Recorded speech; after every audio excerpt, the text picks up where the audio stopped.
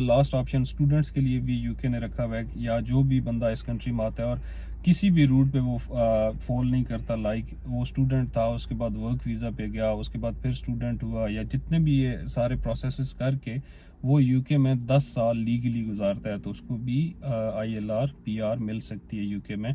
उसने ये चीज़ प्रूव करनी होती है कि वो इस सारे ड्यूरेशन में इलीगल नहीं हुआ, जितना भी उसने टाइम गुजारा है यूके में वो उसने लीगली। अस्सलामुअलैकुम, welcome back to all of you on my YouTube channel. इस वीडियो में मैं आप सब लोगों को, सब दोस्तों को बताऊंगा कि what are the possible ways of getting PR in UK. इस वीडियो में मैं सारी कंडीशंस या जो भी वीज़ा पॉसिबल रूट्स हैं जिनको लेके आप आईएलआर ले सकते हैं, मैं उसके बारे में डिस्कशन करूंगा। प्रॉपर एक्सप्लेन, प्रॉपर एक डिटेल वीडियो बनेगी। वीडियो पूरी देखिएगा। आई होप ये वीडियो देख के आपको आइडिया हो जाएगा कि यूके में क्या क्या क्या किस तरह क्या क्या डिफरेंट स्टेप्स लेके आप अपनी आईएलआर तक जा सकते हैं। तो स्टार्ट करते हैं। यूके एक मल्टी कल्चरल कंट्री है, ऑलवेज वेलकम करता है डिफरेंट नेशनैलिटीज़ को कि यहाँ पे आके अपनी आप स्टडी करें, जॉब करें, और स्टडी और जॉब के बाद अपने आप को यहाँ पे प्रॉपरली पीआर सेटल डाउन करें। और इसीलिए यूके के काफ़ी सारे डिफरेंट वीज़ा रूट्स हैं जिनको लेके आप यहाँ पे पीआर ले सकते हैं। इन सब में मोस्ट जो कॉमन वीज़ा है वो स्किल्ड वर्कर वीज़ा, जिसको टीयर 2 वीज़ा बोला जाता था, अब उसको स्किल्ड वर्कर वीज़ा बोला जाता है। मोस्टली स्टूडेंट्स जो यूके में आते हैं वो इस वीज़ा को जानते हैं, और वैसे भी अभी लोग काफ़ी ज़्यादा स्किल्ड वर्कर वीज़ा लोगों को दिए गए हैं इस साल, तो लोगों को ऑलरेडी पता है कि स्किल्ड वर्कर क्या होता है। Tier 2 basically skilled worker visa होता है, जो कि 5 साल का वीज़ा होता है। 5 साल आपको यहाँ पे जॉब करनी होती है और प्रॉपर टैक्स देना होता है। उसके बाद आप अपनी आईएलआर अप्लाई कर सकते हैं। आईएलआर बेसिकली आपकी इंडेफिनेट लीव टू रिमेन होती है। ये नेशनैलिटी नहीं होती, लेकिन नेशनैलिटी की तरफ आपका पहला स्टेप होता है। जब आपके पास आईएलआर आ जाती है तो आप एलिजिबल हो जाते हैं अपनी ब्रिटिश सिटीजन अप्लाई करने के लिए। 5 साल काम करने के बाद, 5 साल टैक्स देने के बाद अपनी आईएलआर के लिए अप्लाई कर सकते हैं। और इसके लिए जो वीज़ा रूट है वो आपको पहले बताया, स्किल्ड वर्कर वीज़ा। सबसे पहले स्किल्ड वर्कर वीज़ा पे आपको 5 साल काम करना पड़ता है। सेकंड वीज़ा आता है जी टीयर 2 में, ये इसकी भी कैटेगरी है, लेकिन ये है कि इंटरनेशनल स्पोर्ट्स पर्सन। ये भी 5 साल का वीज़ा होता है। इसकी भी यहाँ पे 5 साल आपको प्रॉपर टैक्स देना होता है। इंटरनेशनल स्पोर्ट्स पर्सन का वीज़ा है, इसको भी टीयर 2 कैटेगरी में आता है। ये भी 5 साल के बाद आप इसको भी आईएलआर में चेंज करवा सकते हैं, और फिर आईएलआर के बाद आप इसको ब्रिटिश सिटीजन में लेके जा सकते हैं। उसके बाद जो थर्ड कैटेगरी आती है वो है टीयर 2 मिनिस्टर ऑफ रिलीजन। वो भी 5 ईयर्स का रूट है, उस पर भी 5 साल का वीज़ा है। 5 साल आपने उस पर टैक्स पे करना है, और वो भी 5 साल के रूट के बाद आप एलिजिबल होते हैं आईएलआर के लिए। अच्छा, अब जितने 3 रूट्स मैंने आपको बताई हैं, स्किल्ड वर्कर वीज़ा, दूसरा इंटरनेशनल स्पोर्ट्स पर्सन वीज़ा, और तीसरा ये मिनिस्टर ऑफ रिलीजन।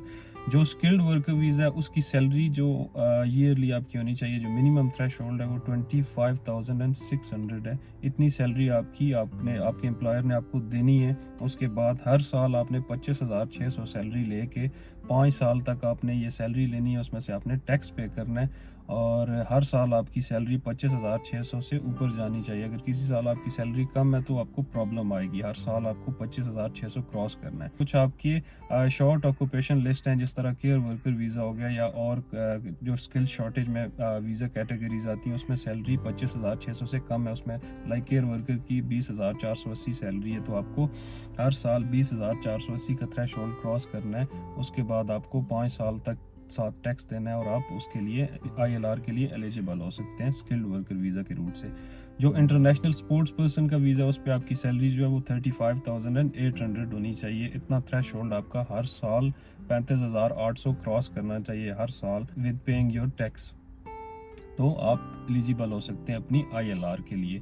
तो ये आपको जो 5 साल के कैटेगरीज थी वो मैंने आपको बताई है कि 5 साल आप इन वीज़ाज़ पे अपने प्रॉपर स्टेप्स पूरे फॉलो करके आप अपनी आईएलआर ले सकते हैं। तो पहले ये होता था कि स्टूडेंट यहाँ पे आके अपनी स्टडी कंप्लीट करने के बाद फिर वर्क परमिट, वो पीएसडब्ल्यू लेते थे, और पीएसडब्ल्यू में वो जॉब ढूंढते थे। उस जॉब को मिलने के बाद वो फिर 5 साल पूरे करते थे, और फिर वो जाके अपनी पीआर लेते। तो ये सारा प्रोसेस तकरीबन 8-9 साल, 7-8-9 साल लग जाते थे। लेकिन किसी को भी डायरेक्ट पीआर, लेट्स सपोज कि कोई बंदा आईटी जानता है, आईटी सॉफ्टवेयर इंजीनियरिंग की हुई है उसने, और उसको अच्छी स्किल्स हैं उसकी, तो वो शॉर्ट ऑक्यूपेशन लिस्ट में आईटी की भी काफ़ी सारी जॉब्स हैं, आईटी के काफ़ी सारे बंदे उनको चाहिए, तो आप शॉर्ट ऑक्यूपेशन लिस्ट में अपनी सीवी, अपना जितना भी उनका प्रोसेस है वो पूरा करें, और अगर आपको वीज़ा मिलता है तो डायरेक्ट आपको 5 ईयर्स के बाद यहाँ पे पीआर मिल सकती है। तो ये अब प्रोसीजर पहले जो हुआ करता था, अब इन्होंने उसी स्किल्ड वर्कर वीज़ा को डायरेक्ट इन्होंने देना शुरू किया है। अगर किसी के पास स्किल्स हैं तो शॉर्ट ऑक्यूपेशन लिस्ट यूके की gov.uk पे जाके आप अपनी शॉर्ट ऑक्यूपेशन लिस्ट में चेक करें कि आपकी अगर प्रोफाइल के साथ जॉब मैच करती है तो आप शॉर्ट ऑक्यूपेशन लिस्ट में अपनी फ़ाइल लगाएं। उसके बाद आपको अगर वीज़ा मिल जाता है तो आप यहाँ पे आके 5 साल पूरे करके अपनी डायरेक्ट PR ले सकते हैं। उसके बाद एक और ग्लोबल टैलेंट वीज़ा है, उसमें जितनी भी Tier 1 की कैटेगरीज हैं वो फॉल करती हैं, लाइक एंटरप्रेन्योर वीज़ा हो गया या इन्वेस्टर वीज़ा हो गया। अच्छा, एंटरप्रेन्योर वीज़ा वो होता है जो लोग यहाँ पे आते हैं और उनमें पोटेंशियल होता है, अपने बिजनेस स्टार्ट करते हैं, स्मॉल बिजनेस या वेंचर जो भी अपने स्टार्ट करते हैं और बिजनेस UK में प्रॉपरली वो रजिस्टर्ड करते हैं और जितने भी इनके रूल्स एंड रेगुलेशंस हैं लीगली वो फॉलो करते हैं और प्रॉपर टैक्स पे करते हैं, तो उनको 2 से 5 साल का टाइम फ्रेम दिया जाता है। 2 से 5 साल में वो भी लोग एलिजिबल होते हैं अपनी PR अप्लाई करने के लिए।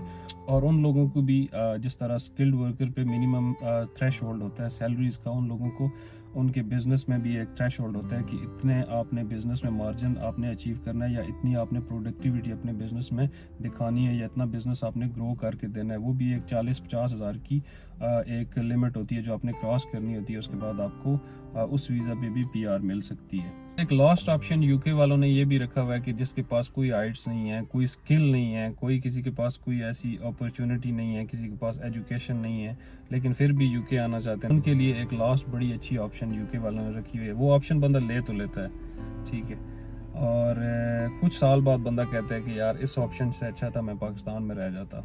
जितने बंदे अभी यहाँ पे मैंने देखे हैं, वो लास्ट ऑप्शन है आपका स्पाउस वीज़ा। कोई भी ब्रिटिश आपके साथ लड़की हो या चाहे फीमेल या मेल शादी करके अपना जो भी डिपेंडेंट है वो इस कंट्री में लेके आ सकते हैं और उसको भी 5 साल का प्रोसेस पूरा करना पड़ता है और 5 साल आपको टैक्स पे करना पड़ता है। उसकी भी कुछ लीगल लिमिटेशंस हैं कि आपकी सैलरी स्लिप्स चेक की जाती हैं, आपकी सैलरी चेक की जाती है कि आपकी सैलरी इतनी है कि उस मिनिमम वेज पे जाती है और थ्रेश होल्ड पे जाती है कि आप अपना डिपेंडेंट अफोर्ड कर सकें।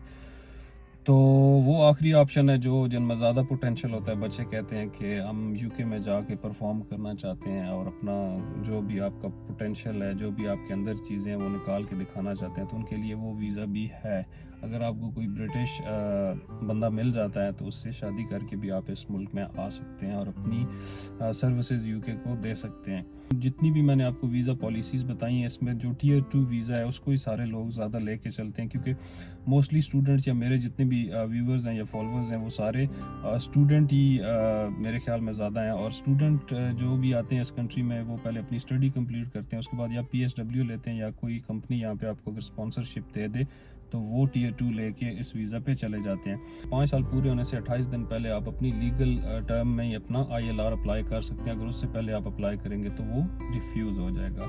उसके बाद एक लास्ट ऑप्शन स्टूडेंट्स के लिए भी UK ने रखा हुआ है या जो भी बंदा इस कंट्री में आता है और किसी भी रूट पे वो फॉल नहीं करता, लाइक वो स्टूडेंट था उसके बाद वर्क वीज़ा पे गया, उसके बाद फिर स्टूडेंट हुआ या जितने भी ये सारे प्रोसेसेस करके वो UK में 10 साल लीगली गुजारता है तो उसको भी ILR PR मिल सकती है UK में।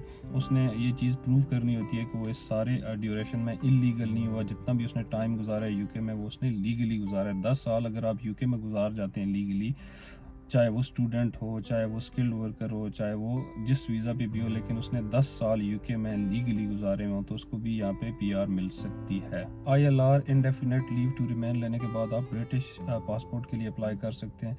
उसके लिए आपको एक लाइफ इन UK का टेस्ट देना पड़ता है। उसमें आपको British customs laws, British culture और इनके पॉलिटिकल सिस्टम के बारे में क्वेश्चंस किए जाते हैं जो कि आपने 24 क्वेश्चंस होते हैं तकरीबन, मल्टीपल क्वेश्चंस और मल्टीपल चॉइसेस होते हैं। उसमें से आपने 18 उनके राइट आंसर करने होते हैं। Life in UK test pass करने के बाद आपने UK में एक ओथ लिया जाता है और वो उसके सारे प्रोसेस करने के बाद आपको यहाँ पे ब्रिटिश पासपोर्ट मिल जाता है। जितने भी पॉसिबल वेज थे, जितने भी वीज़ा कैटेगरीज थी, ये सारी चीज़ें मैंने आपको इस वीडियो में बताई। आई होप ये वीडियो जो भी स्टूडेंट्स आने वाले हैं या जो भी लोग ये वीडियो देख रहे हैं और UK में इंटरेस्टेड हैं उनको हेल्प आउट करे। बाकी अगर किसी को कोई भी क्वेश्चन हो तो कमेंट बॉक्स में आप कोई भी क्वेश्चन मुझसे पूछ सकते हैं। मैं इंशाल्लाह जितने भी लोगों के क्वेश्चन या क्यूरीज होंगी उनको रिस्पॉन्ड करने की कोशिश करूँगा।